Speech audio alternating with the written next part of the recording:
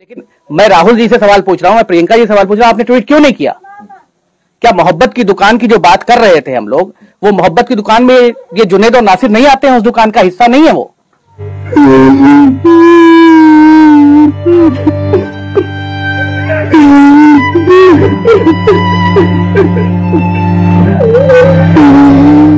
मैं तो खुद इस मामले से जो है मेरे पास इसका कोई जवाब नहीं है कि इसका क्या रास्ता निकलेगा।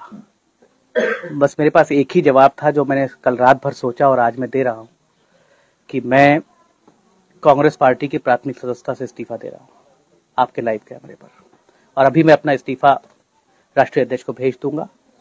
5 दिन हो गए, 5 बच्चे जुनैद के हैं, उसके छोटे भाई के 6 बच्चे जुनैद के हैं, 5 बच्चे बड़े भाई के हैं, 10-12 बच्चों की जिम्मेदारी थी उसके ऊपर। अभी हमने यहाँ देखा उसका मेडिकल जनरल स्टोर है, और गौरक्षक, जिसे कथित गौरक्षक कह रहे, मैं तो आतंकवादी मानूंगा जिस तरह की उसने घटना की है मोनू मानेसर ने, जैसे लोग घटनाएं करके 5 दिन 6 दिन घूम रहे हैं और कोई उनका पुरसाने हाल नहीं है। अभी अजहर बैठे हैं, उनके साले हैं, इनके पास रोने के सिवा कोई चारा नहीं है। और कोई नेता, मैं कहता हूं कि बीजेपी वाले कहेंगे कि कांग्रेस वाले करें और कांग्रेस वाले कहेंगे कि बीजेपी वाले करें, मैं कहूंगा अरे इंसान तो हो तुम कि इंसान भी नहीं हो। ये छोड़ दो कि वो किसने घटना हुई, कौन से धर्म प्रांत में हुई। लेकिन मैं राहुल जी से सवाल पूछ रहा हूं, मैं प्रियंका जी से सवाल पूछ रहा हूं, आपने ट्वीट क्यों नहीं किया? क्या मोहब्बत की दुकान की जो बात कर रहे थे हम लोग, वो मोहब्बत की दुकान में ये जुनैद और नासिर नहीं आते हैं? उस दुकान का हिस्सा नहीं है वो? या सिर्फ वोट लेने के वक्त ही आप आओगे मोहब्बत की दुकान खोलने?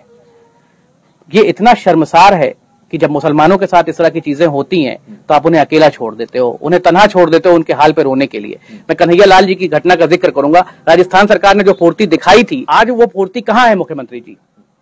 क्यों नहीं वो फुर्ती दिखाई जा रही है? क्यों नहीं वो मुआवजा दिया जा रहा है जो उनको दिया गया था? क्या ये उससे कम जघन अपराध है? या मुआवजा और न्याय, इंसाफ इंसान को उसकी जाति और धर्म के हिसाब से अलग अलग दिए जाएंगे? इसलिए मेरे पास ज्यादा शब्द नहीं है कहने को इस वक्त।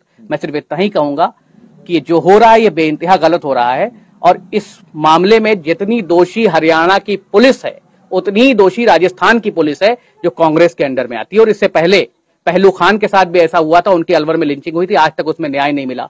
रांची में 2 लड़के साहिल और मुदस्सिर मार दिए गए जिनके लिए मैं लड़ा ह्यूमन राइट्स कमीशन में, लेकिन आज तक उनको मुआवजा नहीं मिला। आफरीन फातिमा का मकान टूटा, आज तक कोई कांग्रेस का नेता वहां नहीं गया।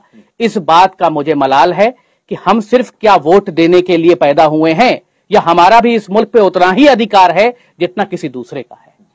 बस मैं यही कहूंगा कि मैं अब कुछ नहीं बोलना चाहता।